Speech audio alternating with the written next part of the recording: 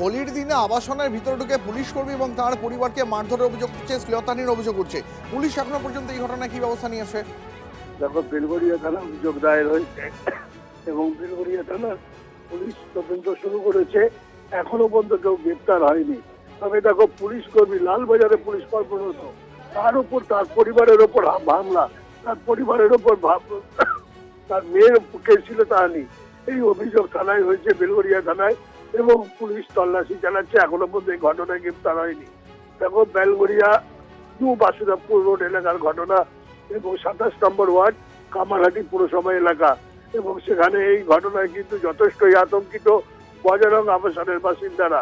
পাশের আবাসন থেকে তারা আক্রমণ চালায় এবং এই আক্রমণের ফলে আক্রান্ত হয় পুলিশ কর্মী। অনন্ত, আমাদের সঙ্গে থাকে এই মুহূর্তে আরো একবার আপনাদের জানাই, মহিলাদের শ্লীলতাহানির অভিযোগ উঠছে কামারহাটি পৌরসভার 27 নম্বর ওয়ার্ডের ঘটনা। এটা ইতিমধ্যে যেমনটা আমাদের প্রতিনিধি অনন্ত চট্টোপাধ্যায় জানাচ্ছিলেন, বেলঘড়িয়া থানায় অভিযোগ দায়ের হয়েছে। আমি আরো একবার চলে যাবো অনন্তর কাছে। অনন্ত, এখনো পর্যন্ত এই দুষ্কৃতীদের চিহ্নিত করা সম্ভব হয়েছে? এই দুষ্কৃতীরা এত সাহস পেল কোথা থেকে যে একজন পুলিশ কর্মীর বাড়িতে ঢুকে তাঁর এবং তার পরিবারের উপরে এভাবে হামলা করা? দেখো, সম্রাট নামে একজনকে তারা পুলিশ তার লোকেট করেছে এবং সম্রাট তার দল বলেই হামলা চালিয়েছে।